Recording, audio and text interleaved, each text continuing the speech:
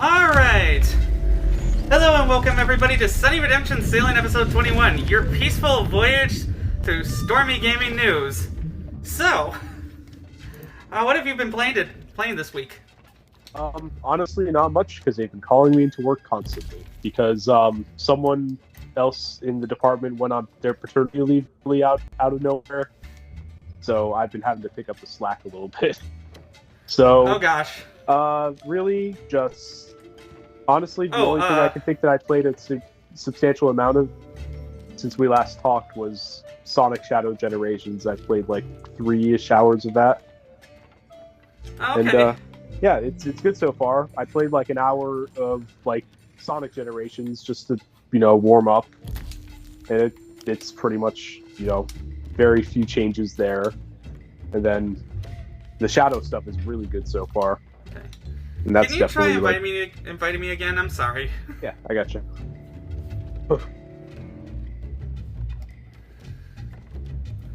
Well, I have been really enjoying the campaign of Black Ops 6 when it is connected to the internet, because apparently that's a thing now. Oh, is it having issues? Okay. Well, just a couple of kickouts, nothing too major, but like, it's a really fun game, and I was like really enjoying it, and thankfully it sent me back to a very aggressive checkpoint, because that's what this game does, is it likes to put a lot of checkpoints in front of you to make sure you don't like try to roll back decisions and stuff. There are actually even save files though, so that you can sort of if you want to like load some chapters and replay certain moments.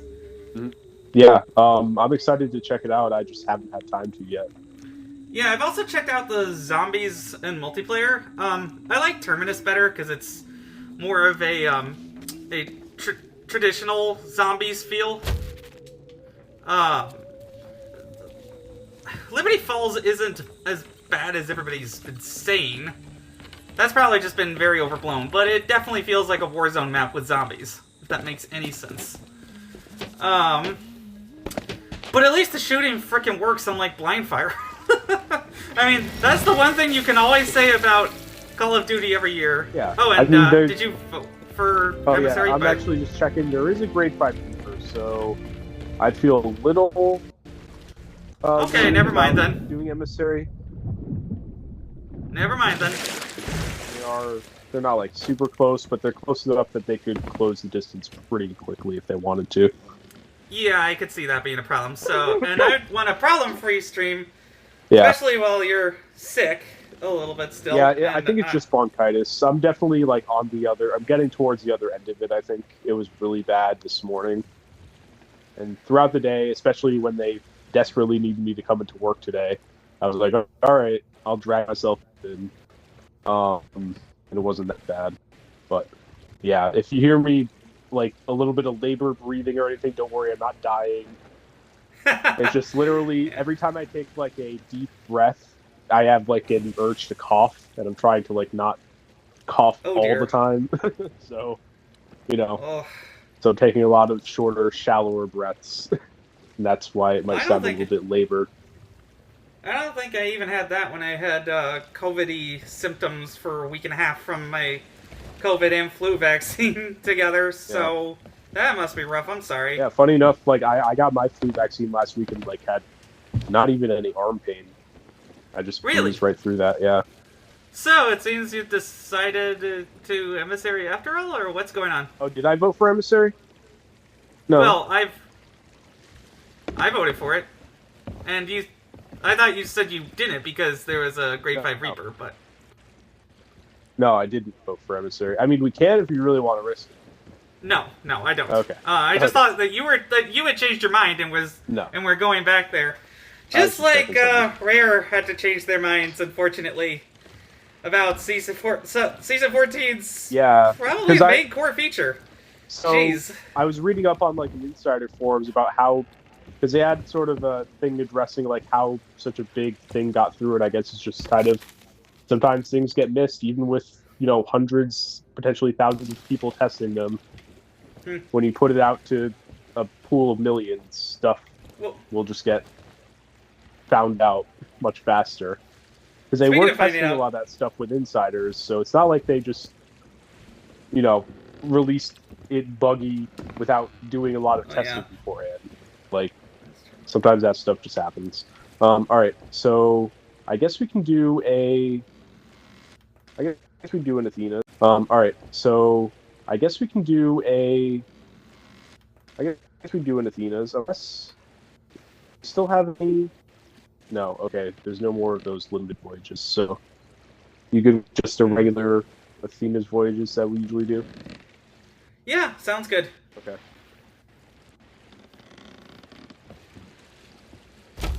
Put it down. Alright, let's dive. Oh, by the way, so I am working tomorrow too, so I'm definitely going to have a hard cutoff at 11. Okay, that's fine. They asked me, as soon as I got home, I had a text on my phone from the overnight manager, and they're just like, yep, any help you could give would be appreciated. So I'm not doing a full shift, but I am doing 4 hours for them tomorrow. So that's all you're getting out of me, because I really don't think I'm up for a full shift. Wow, they Some should just days let to you not, recover. but okay. Well, I can't say no, but they are very desperate, so it's like, hey. No, that makes sense, and it's different when it's a hospital, but like... And that's it's also, like, I'm just covering people's lunch breaks, because otherwise they might not get them. Or it might be very tough for them to be able to get them, so... That is just, you know, helping out everyone. I know. Your character's running in place. Suspended animation up here.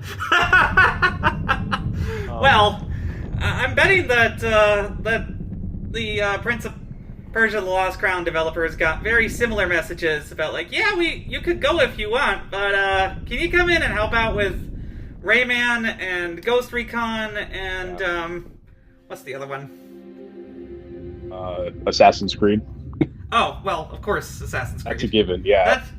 That's such a I given. I just assume anyone working at Ubisoft, from like, you know, the cafeteria workers to the janitors, are all being asked to work on Assassin's Creed at some point. Yeah, seriously.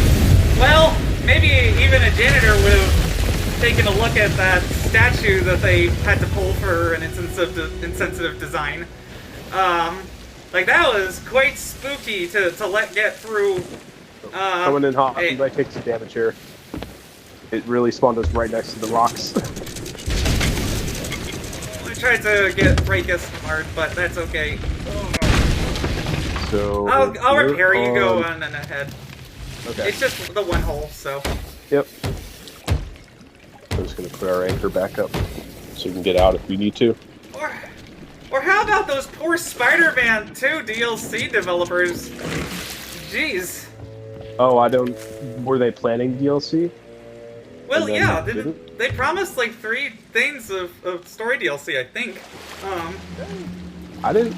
Because I remember... Huh. Okay, I didn't know that. Let me see. Let me just confirm. I thought I remembered hearing, like, they didn't have anything to announce about DLC. That's the only thing I remember hearing about DLC for that game. And then kind of assuming after a year of nothing being announced that there just wasn't going to be any, because they were... Or maybe it was just the leaks that was rumored. Yeah, I'm sure something could have come out from the Insomniac leaks and stuff. The leaked Venom game is still apparently a thing that's happening. Yeah, I'm sure they're, like, all hands on deck on that by now. Like... If they haven't announced anything for Spider-Man 2, then I wouldn't really expect anything at this point. Yeah, that's at least like a game that's new, that is like, hey, we can sell a new game. It seems that Sony has just decided that they need to do everything they can, including getting the janitors to work on the PC port, in order to recoup the $399 million L they took on Concord. Yeah. Like, they bet everything on Concord. And I'm like, I thought that Ubisoft was the only one capable of making bets this stupid. Like, say what you will about Microsoft basically killing the entire point of Xbox hardware, which is games, but they are at least putting out games places. Instead of just delaying everything. Okay, you're just like really resilient in these bushes. There we go.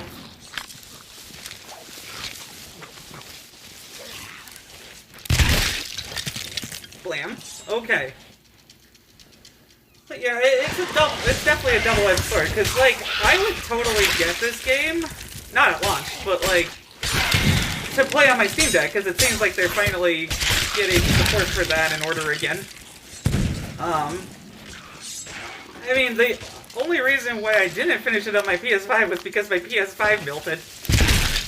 So, kind of, if I want to play that game again without buying a $350 to $700 console, I probably would have to do that. But on the other hand, it would have been nice to see the full vision that Insomniac had for this before they just got pushed onto the next thing. Yeah, but on the other hand, again, without spoiling anything about Spider-Man 2, I feel like the point that they left off was pretty cleanly into just right into Spider-Man 2. So I really wasn't expecting any DLC. Necessarily. If anything, maybe they would do like another interquel style thing like Miles Morales, but I wasn't really expecting the same, because I don't think the DLC for Spider-Man 1 was super well received. I played through it and it was like okay. It was like, you know, okay insofar as it was more of like a really fun game. And a lot more of the like bases and the stuff that I found fun from the game, but it wasn't like, oh my god, you need to play this. You know, I just played it because it happened to come with the edition of the game that I bought. But I wasn't right, it's just more sad because people who probably worked on something now don't have the ability to share that. Yeah, but that's a lot of game development. Like, yeah, it is. So many projects just never see the light of day. Ugh. And then sometimes there are great projects that come out from two people that come out of nowhere. Because, like, I've heard good things about My Friendly Neighborhood. But, like, this is the main thing that I'm playing on my Steam Deck right now. Interestingly, I probably should have caught this earlier because I'm such a huge fan of Arlo, but, he's in the game as Ricky the Sock puppet. So, like, I was like, oh, wow, this voice acting is actually really good. This story is actually really interesting. I just thought, like, oh, okay, it's a cool concept, but, like, I'll wait for a sale. I had some Steam credits, so that was my sale. Oops. Alright, I'm just gonna go back and get some ammo. Yeah, I'm just doing the water. Well, there's an ammo chest here. I do have some throwables. So. Here, let me just do throwables then. Sounds good.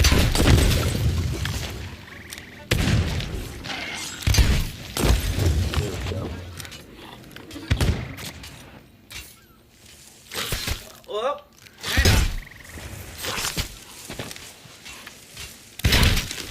there we go.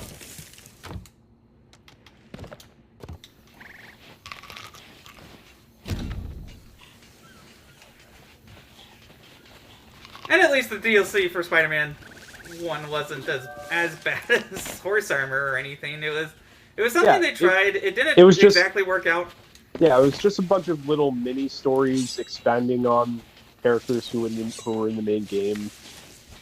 It wasn't like anything revelatory. Like, I had fun playing through it, but I don't lament the fact that Spider-Man 2 doesn't have the same thing. Like, I'd rather they spend their time on something that makes sense. You know, Spider-Man 3, which will come eventually, or because it seems like, in general, the single expansion model is coming back, if anything, because it's easier to make one medium thing than it is to make 3 tiny things. Yeah. As people are realizing, so, you know, Gaben is healing a little bit. It's just kind of stinks that, like, so many things are being canned. Like the Destiny 2 stuff and Destiny 3 is being pushed back and all that. Or even just, like, features that aren't all that may not be all that interesting either, but, like, it's still kind of a lot that happens, like Minecraft losing VR support. Did I ever really play that? No. Did I want to? Yes, I had been waiting for that to come to my quest, and I don't remember if it ever did, or if it did, I was just like moved on by then. So that's hard when there's some interesting games coming out for PSVR 2. So like there's effort being made there, and it's just not panning out, because I think I've realized something. There's just too much stuff going on for anybody. And Netflix was right when like their competition was sleep, you know, and gaming and Fortnite and things like that. Social media. Oops, sorry. It's okay. I had already taken some damage, but I have some. Yeah, that was weird. Like I threw it. I didn't even see you on my screen, but when I threw it, it hit you for some reason. Well, how many times have I hit you with fire bombs? So I guess I think we're turnabout even. is fair play. Yeah. Yep. Maybe next time I'll get you with some vomit or something, but well. Focus on the captain this time. There we go. Hey, I think let's go. There we go. Awesome. Not another boss. Okay, yeah, it went away. Cool. So And like just in the niche of spooky FPSs, I have been eating good despite any lingering sour notes. Such as Bloodshed, the demo. I think I told you about that, but you have to check this out. This basically could be like the Doom moment for auto shooters. And you can turn that off, but like the auto shooting does feel really good. It does feel like, oh, this is a real evolution from Vampire Survivors, and in a much more fun way because of the 3D elements. Don't get me wrong, I still love Vampire Survivors. I probably have an embarrassing number of hours played. Don't get me wrong, I still love Vampire Survivors. I probably have an embarrassing number of hours played into it, but now it's turning into the Survivors genre, if that makes any sense. I mean, I'm probably going to go back to Vampire Survivors for the Castlevania DLC. That's finally official. Yeah, can you enlighten me on what has been going on with like Castlevania-related announcements? Because like I saw a thing. They're doing a lot of things with Castlevania in the past few years. It's just like it feels like they must be working on something new somewhere, like either internally at Konami or farming it out to someone. But then it's like they're making all these collaborations and all these collections and no actual game. So it's just been such a long time. I don't know. It felt like they were testing the waters a few years ago when they started putting out the collections. But now there's been a couple of those. There's been a bunch of collaborations. And still no sign of life of an actual, like, new game. So I wish I could say I knew that they were definitely doing something with it, but I really can't tell. And Konami's just such a puzzle box right now with what they're doing. It's like, you know, I think the seeming success of the Silent Hill 2 remake might sort of reinvigorate them a little bit. To say, like, okay, we can shepherd our licenses away instead of. Oh, I just saw that. Good luck with that. I'm just looking for the last scroll. I don't know where it is. But, yeah, I think it's somewhere on that ridge. You may have left it behind you.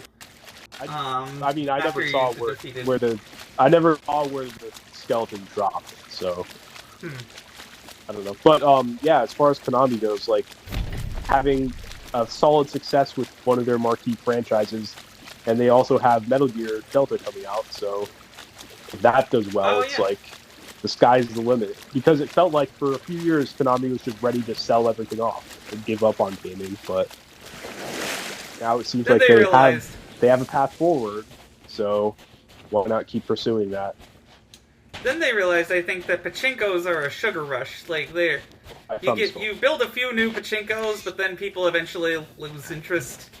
You know, and the arcade gaming market is already very saturated in Japan. So I think that they wanted to avoid the expense of AAA development, but they still wanted to be in AAA development. So for sure. So they like farted out Well, that's whatever the PS 2022, I think. Well, that's whatever the PS 2022, I think it was. I tried it. Oh yeah, and it was terrible. Their soccer teams, yeah. Yeah, they're soccer titles. And then then tried with what was that one? Well, the So Forgettable spinoff. I know what you're talking about. Yeah. Yeah. Well, that case in point. That one. That they basically tried to do the leftovers of their original career with that, but now it seems like they've taken a few years to breathe, figure out what they want to do, and someday we'll get more games from them.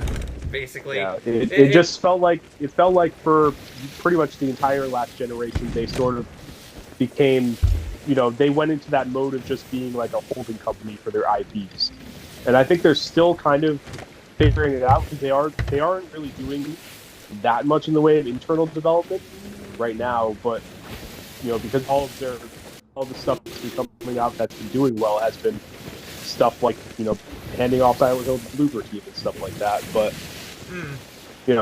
that could still bring more talent into the company to actually do something with the IPs that they have. The blooberteam isn't doing so hot either at the moment, other than that, and they're hoping that Kronos. I can't speak too much personally of the Silent Hill remake, but from people that I have seen who are diehard Silent Hill 2 fans, seem generally pleased in a way that. Well, I mean, I meant other than that. I think people were very much counting Bloober out due to their past, and it's like, oh, they actually, whether it's more on Bloober or Konami for either way, if Bloober is more to praise for Silent Hill 2 or Konami, either way it's a good sign because it means someone there knows what they're doing. Right, I meant other than that, people are looking at the Bloober Konami collaboration as oh god, they're gonna totally mess this up, and it seems like they did. So it just seems like the exception that proved to Bloober that they needed to wake up a bit and do something, but then put in a bit more effort. That's why I've been saying it wasn't that Silent Hill 2 was bad, because I can't speak to that either. It's just that they seem to have been floundering a little bit and then did this. I mean, now Kronos. Yeah, I can't speak much to Bloober in general because I played a little bit of Layers of Fear and a little bit of Leap, and neither of those were dreadful or anything. It's just Leap, the medium I played an hour when it was on Game Pass. It was all right, this is going for a Silent Hill thing, but I'm not really into the presentation, so I just kind of trailed off of that one.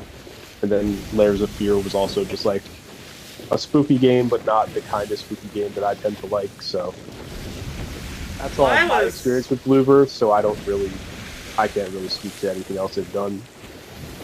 I actually like Layers of Fear quite a bit better than I think the general consensus is, just because this is all about the atmosphere, and that atmosphere is just dripping. Inheritance was okay, 2 was okay, Observer, I just got stuck and bounced. Blair Witch was terrible. Oh yeah, the Medium that's the one. Was I also did play a little Blair Witch. I forgot about that. I honestly forgot that was Bloober. Yeah. And Layers of Fear was the 2023 things. Well, it was Layers of Fears before. I was like, I'm not gonna buy these games again. So they've basically just kind of been mid. In average is my thinking when it comes to Bloober specifically, and if they haunt our gift baskets with a really good remake of a classic game, then that's good. I mean, they have one solid thing under their belts in the past, in recent history now. So if Kronos ends up being solid, then it's okay, keep doing what you're doing. Yeah, at least it's not like a deal and a deal breaker for the entire company. It seems like Lost Records might be for Don't Nod, or it also seems like maybe the Life is Strange franchise is on its last legs. Yeah, I don't know. I haven't played more of Double Exposure yet, so I can't really speak to that. But I feel more positive on it than a lot of people are. Because like I'm. Ooh, mermaid statue, by the way. I think I'm close to the end of the first episode, and you know nothing about it is like been objectionable to me in any way. Yeah, it really is just the Pricefield shippers that are being the loudest right now. Yeah, and I just have no terror to deal with any of that. It's like, I just don't understand the mindset of being a fan of just that aspect of those games. And it's like, okay, well, do you actually want to play those games, or are you just there for two characters? Well, I mean, that's kind of the problem, is that Life is Strange didn't hook people in with more than those two characters. So trying to get out of the shadow of those two characters in the second game didn't work. And then they tried with just the one, because for whatever reason they decided that Chloe shouldn't be in it, to not probably because they didn't want to have an entire voice acting tree for someone who was only going to be in half the game, so they tried to make with Savi. What I had heard was that she's a good character in her own right. Yeah, because there is, like, you know, voice lines of Chloe in there, clearly just archival footage. But what I had heard from people who seemed like they knew what they were talking about, but I don't know for sure, is that internally they were really trying to get Ashley Burch back, and they didn't want to use the Chloe the non-unique Chloe they'd gotten for Before the Storm. So internally, I thought she was good, by the way, the other Chloe. But anyway. Yeah, I had no problems with her. I guess they just really, really wanted Ashley Burch back, but for whatever reason, there was some management decision that made that so it wasn't able to happen, and so they just kind of had to do the best with, you know, how do we basically write around the fact that Chloe can't be in this game. Right. So, well, I mean, they had one path that was very easy to do, because you killed her in order to save the town. Right. And so, but the other path was a very convoluted one that was covered in an extensive comic series that I read a little bit of, but then I got confused, and I was like, okay, I'm just gonna not just read the wiki of that.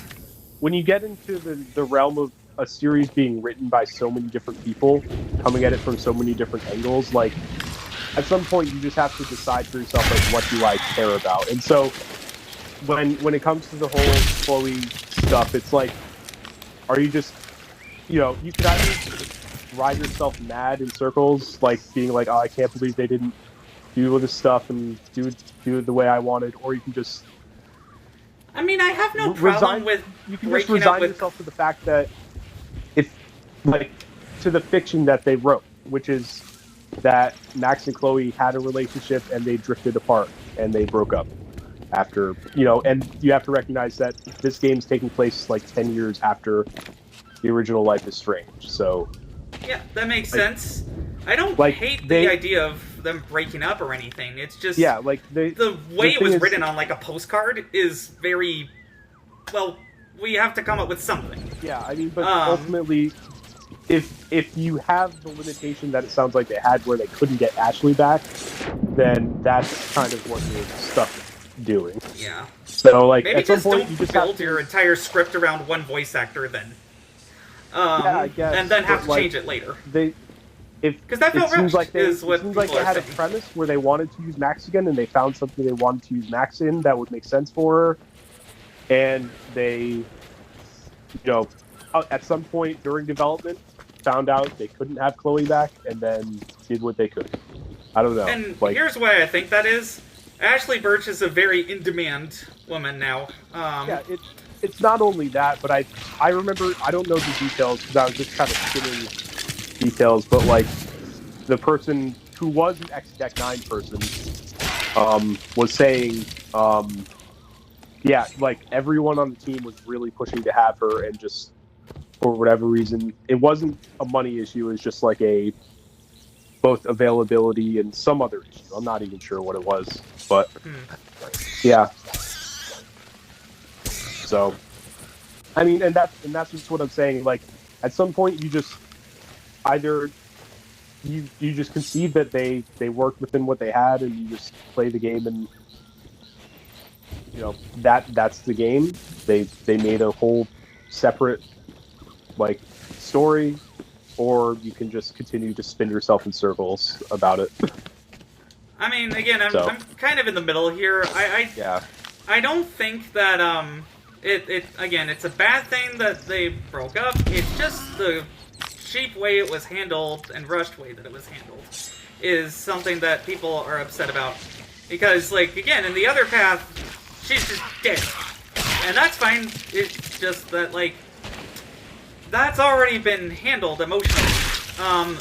You had basically one... I knew they would have one chance to retain, like, that core Life is Strange fan base that had been spinning themselves in circles for a while because they didn't have any kind of continuation of the other story. And trying to respect a canon for a game that has choices at the end is very difficult anyway, so it's not like I'm saying this is easy at all. I just probably would have written that postcard about the breakup differently, because from what I read, it's basically like, oh, you're stuck in the past about what happened, you can't move forward. Yeah, I mean, Bitch, she tried to save your life for 5 frickin' episodes! Of course she's a little bit hung up about all the death that she left in her wake. Have you thought about that? That's kind of the thing. I'm sure if you want to just keep working within the fiction of the two of them, they're both well aware of that. And it's just I don't know. Like, very strangely handled in general. I read that postcard in the game, shrugged, and moved on. I just don't have that, like... No, I don't either, despite the fact that... I guess that's how they're handling it. And at the time that I came across it in the game, I wasn't even thinking about any of, if they were able to get Ashley Birch back or not. I was just like, oh, okay. I guess, this is how they're handling the Chloe thing. Okay. Moving on with the game. It's more just that, well, Life is Strange has been a bit of an emotional roller coaster for me, not necessarily because of the writing of 2 characters, but because this was a game that was very formative in my understanding of myself, in my identity. I was very empathizing directly with Max Caulfield. And, I can forgive a lot because of that. It's just, I'm not sure I'm willing to spend $50 on a game with uneven writing right now. Which is a problem. If the game isn't, really good to bring everybody back. And the worst part of that has already been spoiled for you, I'll get it on sale. Whatever. Yeah, I'll try it out. I'll try it out then. I don't know. Life is Strange's writing has always been very weird, though. Why didn't Max contact Chloe at all for 5 years? You kind of have to accept that to make that premise work. The original game, for as much as I love that game, if I could make a top 10 of all time, it would be on there. The writing in that game is very, very, very hit or miss. Because, they were pretty much writing that game on the fly. They've admitted as much, episode by episode, which is pretty crazy to consider. I guess it will just depend on people's how they... characters changed episode to episode, and they had to go back and, revoice some of them. Be like, oh, we changed our mind on this character. Let's, change how they sound. Yeah, that's interesting. I mean... The thing is that when it really hit, though, and that's why people loved it. And so I think how this game will end up being received depends on how the last 2 episodes are. Because if the reaction from the first 2 episodes has been this bad, then if for some reason they can't make the story apart from that stand out on its own, then that's going to be how people remember it. And I mean, I like the unfortunately, story first so impressions... far. unfortunately, first impressions online are a large driver of people's, like, consumer spending habits now, because there's just so much, it's just so easy to skip stuff. Like, it's a little bit different with something like Game Pass, because I now have that through June. Am I annoyed that in the Activision Blizzard merger, after all this time, we basically just got Call of Duty Black Ops 6 on Game Pass, and Diablo 4, which I skipped, so that doesn't count. Yeah, it would have been great if we had, you know, at least some remasters, or backwards compatibility, or at least the old Call of Duties on Game Pass, but maybe they'll do that later. Yeah, I just feel like they're just gonna save those for a rainy day. Like, hey, we have a slow month, let's put out one of the old Call of Duties. But in terms of value for money, it's a little easier for people to justify trying out a subscription service with a lot of games, even if they don't like most of them, than it is to blow $50 on a game that is in a series that you don't know about. Because it's like, this, if they can't bring in the core audience, and the new audience is like, well, this, okay, it's like this series that I haven't played yet. That sounds neat, but for $50, because part of the problem was also that Life is Strange 1 had set itself at $30 for the whole spiel, and that could have a lot of technical rough edges and stuff like that. That's something like a AAA budget for that would have fixed. But then, in that environment at the time, that would not have sold. It would not have for a story-based game with 2 endings. As a whole package, it just would not have.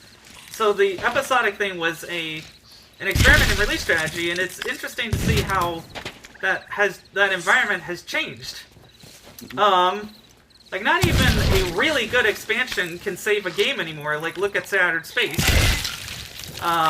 Or at least it's really good according to other people, because I'm just like... Yeah, I'm not even far enough to where I want to engage with that. I'm still like... I haven't played in about a month, but I'm still plodding my way through, like, the mid-game. And I'm still keeping up with all sorts of new games. Like, I think one of the things I was really excited about was Blind Fire, because that looked like a really cool premise. But I was really excited about was Blind Fire, because that looked like a really cool premise. But no, it just... It for those who don't know, it had 10-minute matchmaking times sometimes, which then would end. When it did get into games, usually those were 1v1. And when there were more than one person in there, the shooting itself was very weird. I don't know how to explain it. But, well, they had a free trial. I tried it out. I didn't like it. I bounced. Ooh, another freaking mermaid statue. Oh, I'll come help you. Thanks. Yeah, I mean, Blind Fire, Oh. I kind of like the trailer, but as soon as I looked at gameplay, I was like, this is a cooler concept than an actual, like, execution, I think. I've just left this soap bag away. Oh, yep. Okay, let's do this. But, like, there's all sorts of cool game concepts coming out real soon. It's all about the execution, unfortunately. Yeah. You get, like, 1, maybe 2 chances. I mean, take a look at how this headline goes for Towers, I believe the game is called. Towers of Agazba. There we go. A new Ghibli-inspired open-world game is coming next month, and it looks beautiful. You have to do that sort of thing in order to grab the reader, obviously. But the comparisons to Ghibli are going to give people high expectations. Oh, I completely forgot about that you can swim with the small loot now. Yay! Yeah. It only took them 13 seasons. Mm-hmm. But apparently the developers worked on everything from Hawken to Titanfall and Call of Duty 2. Not to mention films like Independence Day and Ready Player One, according to the article.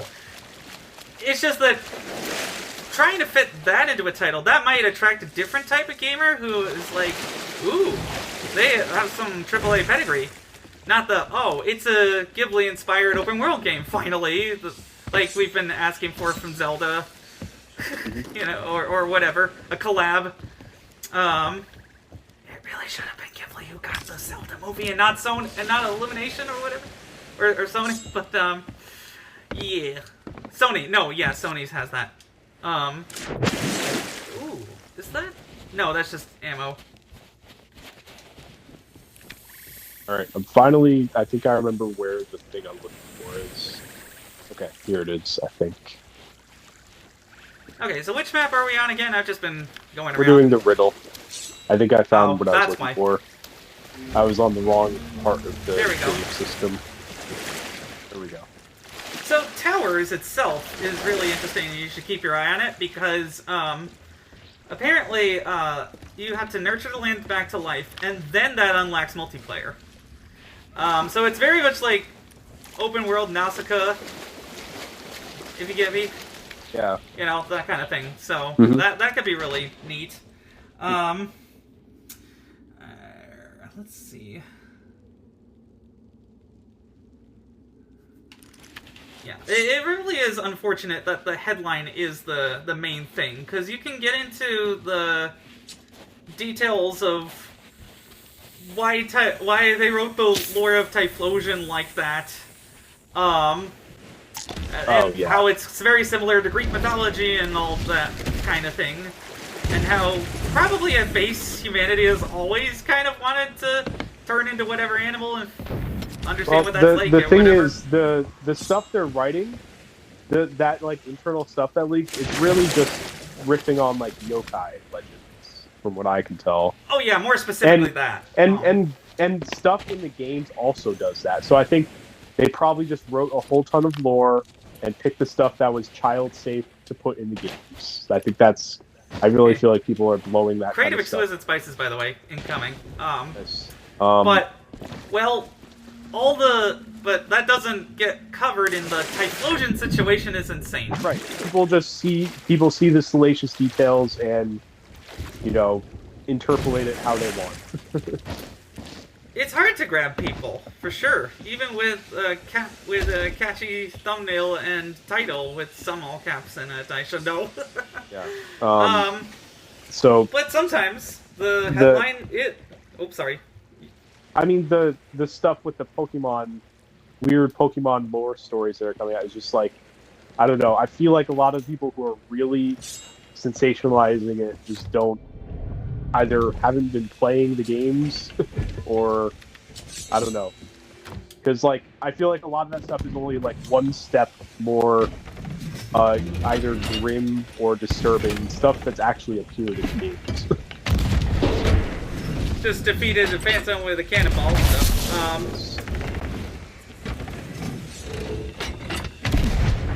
It really does depend on the headline writer too when it comes to these gaming articles, because I don't think the title Elden Ring Dragon Ball publisher Bandai Namco pressures 200 employees to quit with expulsion rooms after canceling a Nintendo game other projects is really necessarily a grabby title, but it is very accurate. I mean, at least when that memorable, but oh well, expulsion rooms. Oh dear. Just like putting people into a room and giving them nothing to do because you can't lay them off, but you don't want to pay them either. That's just I mean that's been part of Japanese corporate horse-pucky stuff for a very long time. Right, because like when people say about Iwata cutting his own pay, it wasn't necessarily out of the good of his heart that he did that. It was that, well, the choice of layoffs was not available, even. So he had to do something to save the company after, or at least a gesture, and cutting his own salary since it made him seem like he was taking responsibility for the Wii U's failure, which, you know what, then he did create the Nintendo Switch and left that as his legacy. When he died, so... Well, like, what do you think that I'm not even sure what Bandai Namco was working on for Nintendo. I mean, they've had involvement in Smash. What else? I know there's something else. Well, there were other projects that were canceled too, including Naruto and One Piece games. Yeah, Maybe so because some of them didn't do so well that were released recently. yeah, I don't know, because there was that Naruto game that came out a few months ago or last year. That was very much just like a rehash, a lot of existing stuff that I just looked at, and it seemed like it did it a lot worse than the other recent Naruto games. So I definitely didn't care about that. I know some of the, I mean, outside of Spark and Zero, you know, Dragon Ball stuff's been doing all right. Did you play that game at all? No, I haven't gotten to it yet. I definitely want to pick it up. It's just I haven't had the time. Well, I've heard that it's good, and that also I don't doubt that. brings me to another point. The IGN gave these two games a 7 out of 10 headline in a brief comparison video showing like a really, really emotional scene in Dragon Ball Spark and Zero that it's like, oh yeah, this very fits with Dragon Ball. And then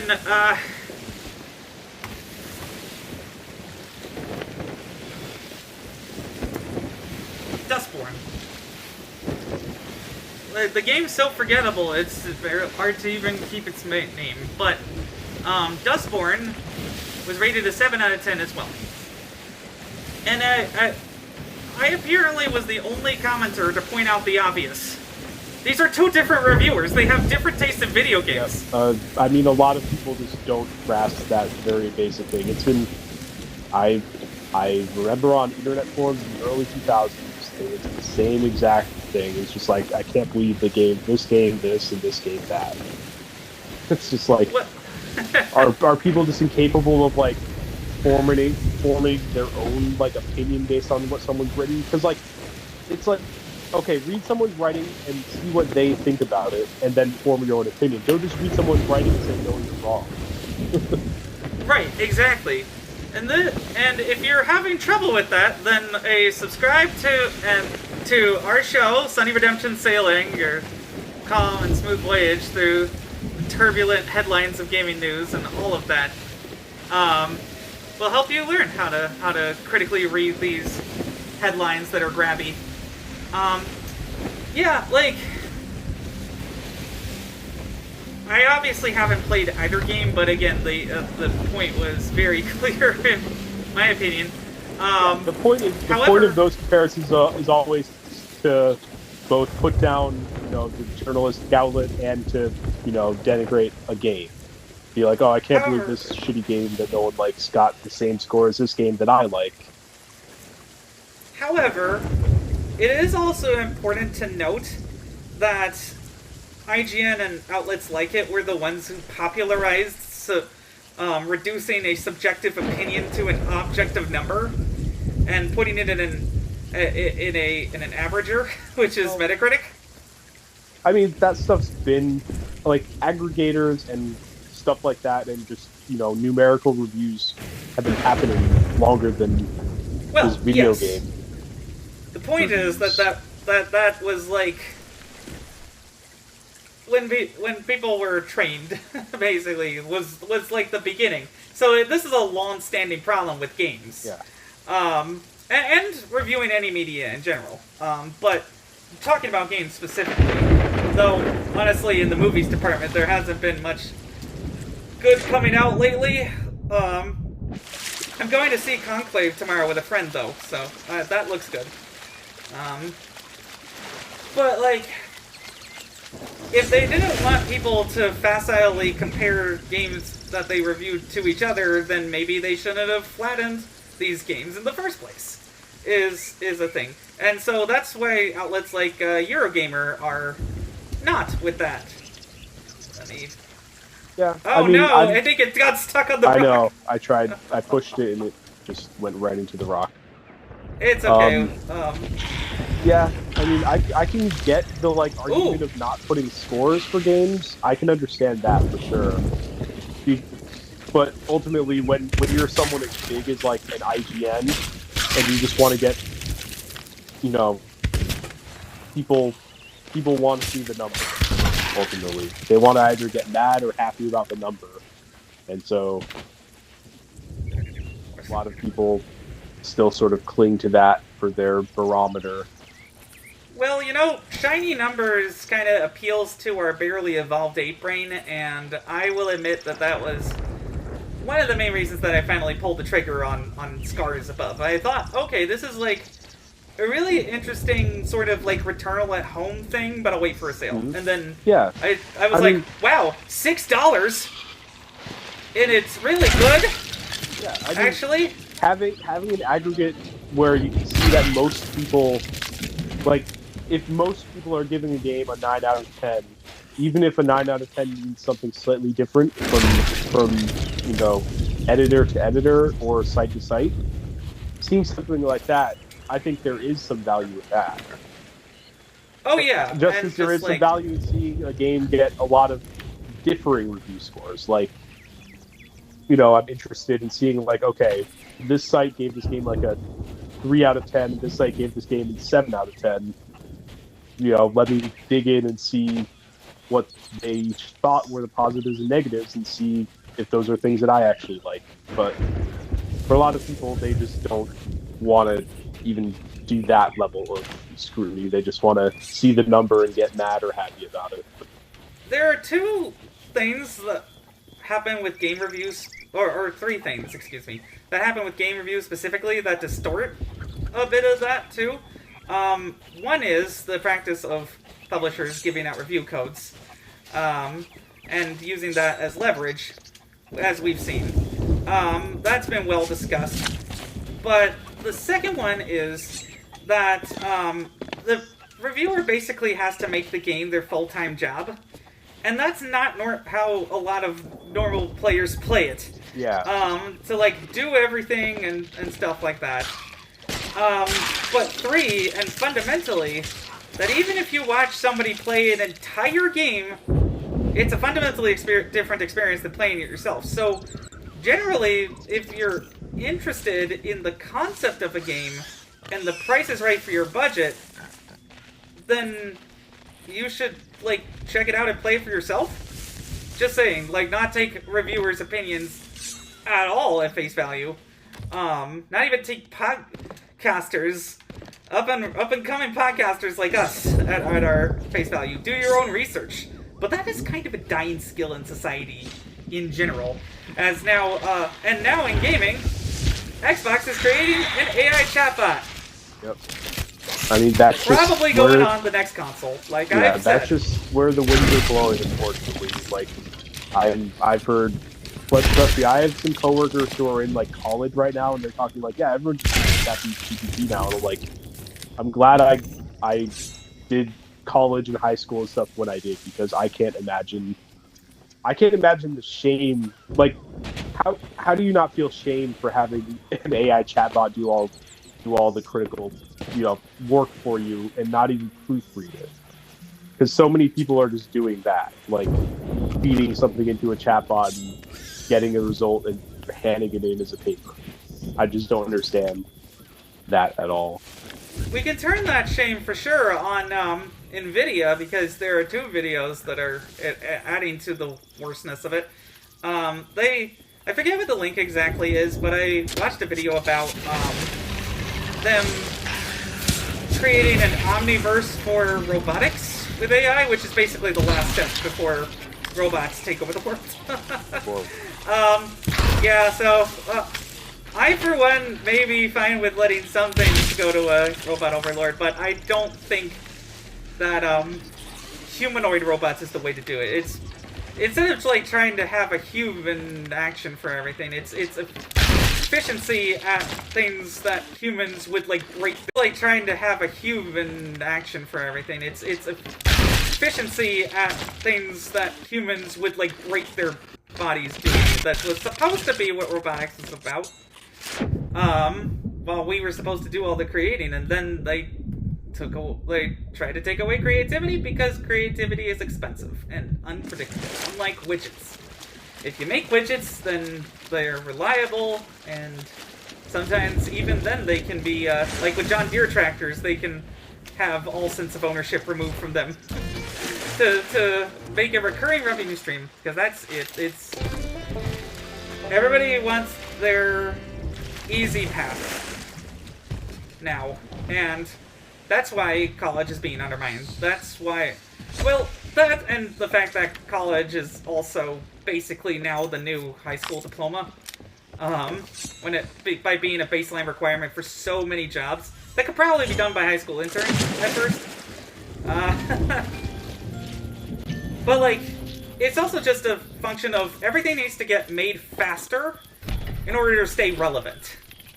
Because there's so much going on at any given week that it's impossible for anyone to cover it all, let alone play it all.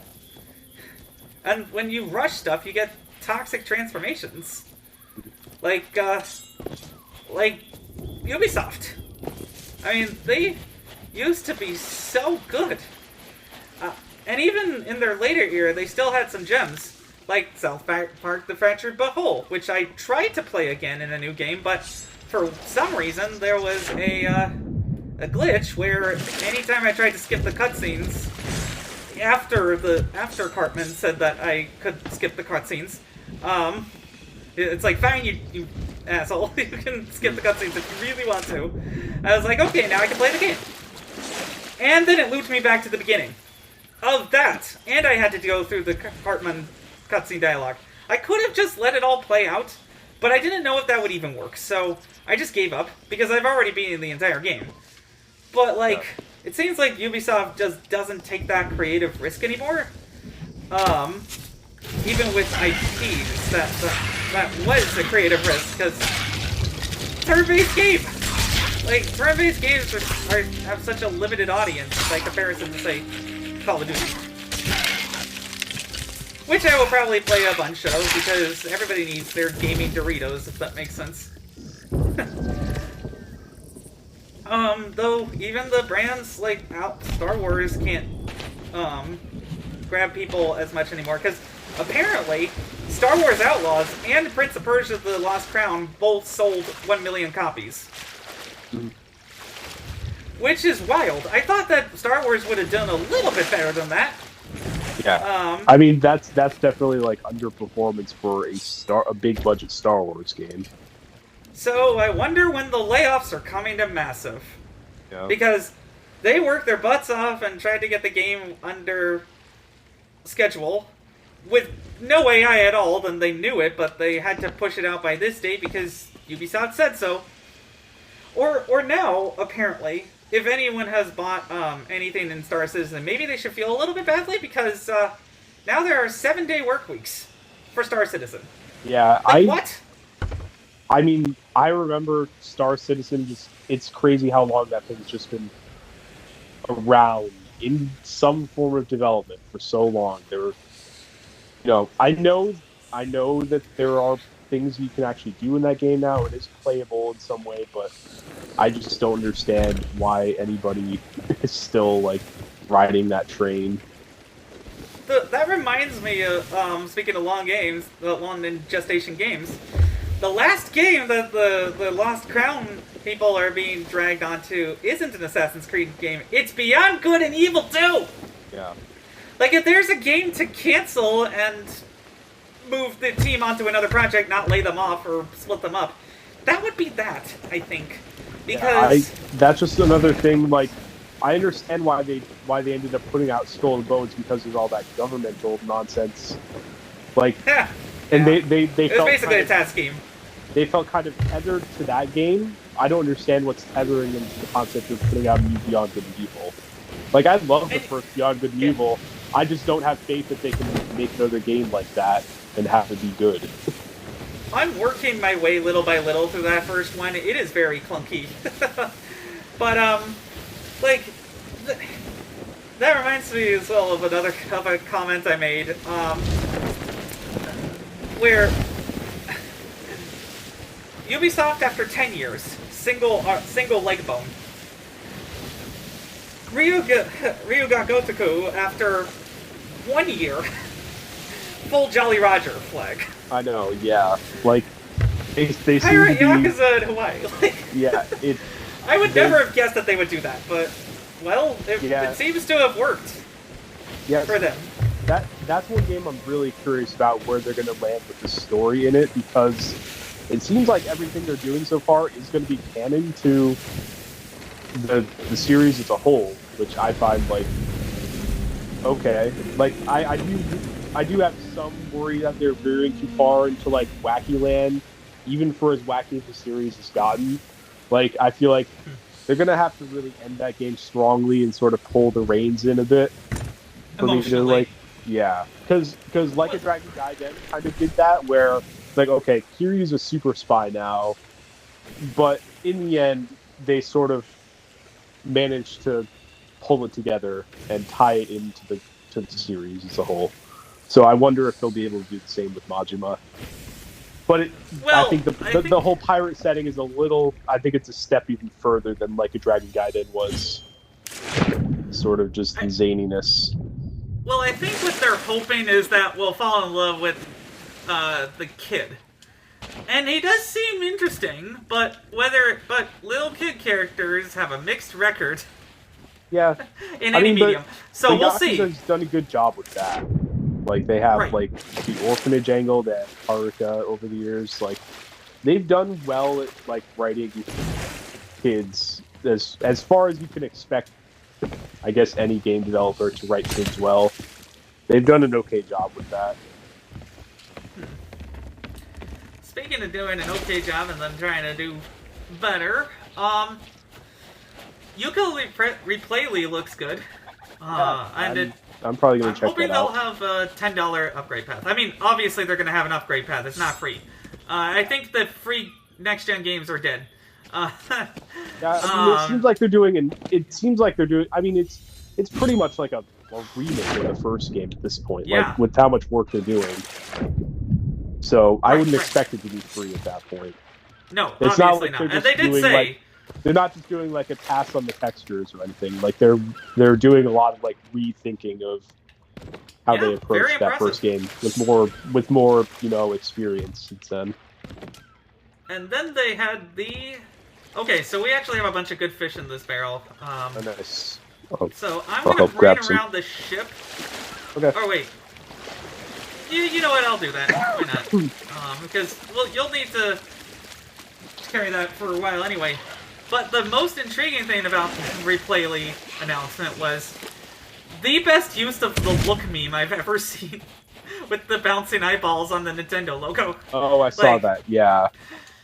Like, well, so you know what I think? For the Nintendo, not the Switch, just the Nintendo. You know what I think? They're gonna somehow manage to do it. You probably don't have to bring the ship over. Oh, okay. Well, so I think that they're gonna do an impossible port to the platform that started it all. Nintendo 64! They might manage it with the expansion pack. Yeah, I mean, there is a... I'm kidding. I remember seeing, like, a ROM pack that was basically Yooka-Laylee 64 a while back. I think using, obviously, the Banjo-Kazooie engine. Yeah, I don't think it was, like, a full game or anything, but it was a proof concept. And 3D games are not impossible. That are more complex are not impossible to port down. It just takes a lot of work with the Z buffer, apparently. Like that, I would have loved to see the Portal 64 as an unauthorized mod for Portal. I would have loved to play that, but sadly not, because Nintendo, they really have been on it with on their game with the lawyers lately. The crouching Nintendo is no longer hidden. Well, they're still hiding some things and being like, here, have an Alarmo. But why do you think they haven't announced yet? Is it because the Nintendo Switch Online playtest is being a little bit weird for some reason? Yeah, I don't know. I guess they just have a lot of things that they're rolling out one by one, like they did Alarmo. Now they have that playtest of the weird MMO type thing. Which presumably, I would have to imagine, that's probably going to be some cross-generational thing with how late it's coming in the Switch's lifespan. Yep. I guess they're just like. Of course, I would have preferred they'd have announced it by now, but I think they feel like they really don't have to announce it that early. Like, they can pretty much announce it any time, and I think I don't think it'll make a big difference on the sales. Like, maybe not announce it before it comes out, obviously, but, like, you know, if they announce it next month and then have like a spring release date, that'll be pretty much right in line still with how they rolled out the Switch. I think the Switch initial announcement was sometime in like mid-October, and then they launched in March. So, but they may not even need that long of a lead time for it because the Switch is so well known already. Yeah, it's such a known quantity at this point. It's like, well, we can just put out the logo, say Switch 2 on sale this date, and they'll still get, you know, they'll be able to sell that thing to a lot of people without even really marketing it. They'll temporarily resuscitate GameStop too. Yeah, I'm sure they will have some sort of curveball in there, I'm sure, that they will want to market and make sure people are aware of. But like, as far as like actually having to sell the thing, I think just having the name out there, Switch something, new Switch, whatever, that'll be enough to like get people into a store to buy one. Maybe an Alarmo bundle. Oh, yeah. Like, it comes with 2 Alarmo controllers for those times when you really need meter wave for a game. Though, that technology really is very interesting, considering it could allow for screenless games for really young children. Based on sounds, which they could easily do some sort of add-on thingy that's fun. Yay!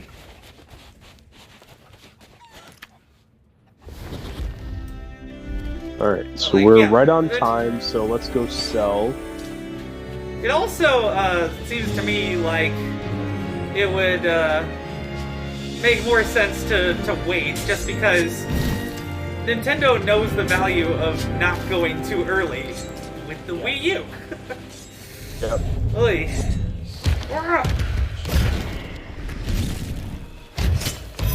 Yeah, I think as long as they announce before, like, I don't know, in the rest of this calendar year, like, I don't see any reason why they have to pick out a specific date, like, you know, this week or next week. Yeah, they're not as dependent on games coming out on specific dates as yeah, and they still have like stuff coming out this year. Like the new Mario Luigi game is still coming out for Switch in a couple weeks here. So it's like It's not like they're. And Nintendo's always very careful about when they announce this. Like they time their announcements very precisely. Like, okay, let's wait until this press cycle is done, where we have all of, so maybe they're even just waiting for all their games to be out this year, and then they'll announce the new thing when things are quiet. Yeah, I don't know. Those will effectively be launch cross-gen games for the Switch too. Yeah. So they want to make sure that they put a final bow on the Switch lineup. I could see that argument. I mean, it's not even necessarily putting waiting until the last Switch game is out. It's more so just because they have Mario and Luigi coming out very soon. Like, why sort of like they're already going to get headlines. They're already going to get press for that, but they can get a whole. Why overshadow that by announcing Switch 2 right alongside it, I guess. Right. Not saying that they won't, but that could be their thinking if they don't. Yeah. Maybe the thing that finally kills Ubisoft is the Switch actually releasing in February too. No, just kidding. But it cannot be overstated just how nervous I am for Ubisoft, because I would be very worried if Tencent ever gets its claws into Ubisoft. Though the Guillermo family has not always run Ubisoft the best either. They did spin off another successful company called Gameloft, who is currently about to release the highly anticipated Carmen San Diego game for all platforms, who has gotten some acclaim for Disney Dreamlight Valley, even if they then pooped all over it. I should look into that. I didn't know there was a new Carmen San Diego coming out. Well, it's a hybrid of, it's like a third-person action-adventure thingy in that very Gameloft style, which for those who don't know, they started off basically porting licensed games to, or making at-home versions of popular shooters for iDevices and Android, and they pioneered the twin virtual stick and virtual button control system, which was not always the greatest, but their heavy aim assist did allow me to feel like I was good at Nova 2. And actually even dominate once I really knew how to use like the lightning gun and the sniper rifle and stuff like that. Oh, I always was partial to the lightning gun in that game, but, well, like, with Ubisoft it's sad, because, like, nobody makes these gigantic games about historical settings like they do, and, so, if the reason that people end up fleeing away from them is because they're historically inaccurate, well, I mean, we can probably debate the history all day, but there was a guy who was black and was a samurai, and his name was that. They're taking fictional liberties with a fictional when character. is Ubisoft not taking fictional liberties? It's just that, like, for whatever reason, this time, the Japanese are really mad about it. Well, I mean, when have the Japanese not ever been sensitive to that sort of thing? Well, I'm sure there definitely are people, like, from Japan that are upset, but I feel like not all of them, obviously. But. Yeah, I mean, I'm seeing much more people talking on their behalf, you know? Like, this is an affront to Japanese culture, speaking as a white man. Who is really obsessed with appropriation. I've watched plenty of Naruto in my time, so I am an authority on Japanese culture. Tell you. Well, it's you like have been eating real good with JRPGs, just as I have been with FPSs of late, so, I could, like, on surface level, you look like the kind, like, just looking at you, you look like the kind of person who might have that kind of opinion, but then you surprise people by actually being smart about that instead of that. So, like, yeah. Anyway, so, when might you next be free? Good question. So, definitely not tomorrow. Probably not Monday or Tuesday. I think I'm working Wednesday, Thursday, so probably Thursday if I had to guess. Well, Thursday is Halloween. Oh, it is, isn't it? Okay. So I will not be free. Okay. I am going up to my family and will be wearing a Violet Evergarden costume, speaking of Japanese culture. Oh, nice. Then probably not till next Saturday, honestly, because I'm working, like, Wednesday, Thursday, Saturday this coming week.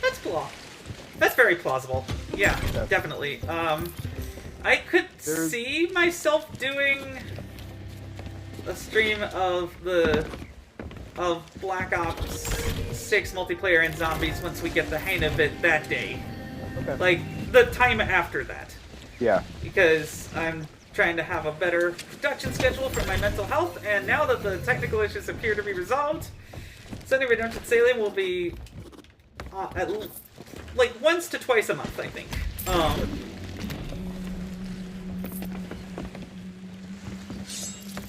Yeah, but I would say there's a slim chance I could be on Monday. Kind of just we did have feeling better. Barrels. Yeah, I got one of them, and there's a chest up here too. Kind of depends on how I'm feeling, honestly, because I'm off. I'm off Monday and Tuesday, but if I'm still not feeling great, I'm just going to be chilling out, probably not doing much. Yeah, we'll see. Keep me posted. Yeah. Oh, So I so think close to got the level 81 last. for Order of Souls. So Oh, I so think close to got level the 81 last for Order of Souls. time. All right, there's one more explosive barrel up here. Then I think we're good. Okie doke. Yeah, it's either Call of Duty or third-person Halo Infinite mode. It's probably gonna be like my going into quick multiplayer game this game, because I have liked doing Overwatch, but that was just sort of a filler game before Call of Duty. I don't have a lot of time for multiplayer. Yeah. But I would do it for third-person mode in Halo Infinite, because that would feel different enough. From Yeah, I'm curious to try that. I honestly don't think I'll like it very much because I like I don't think Halo so a lot either. as it is, but I'll try it out. I've tried other third-person modes in Halo games before. Ooh, and now I have the attack of the hiccups. So I'm just gonna say, have a boo-tacular rest of your night. Woo! All right. Yeah, you too. Have a great one. And yeah, I'll see you probably either Monday or Saturday. I'll let you know. Sounds good. All right. Have a good one. And you all as well.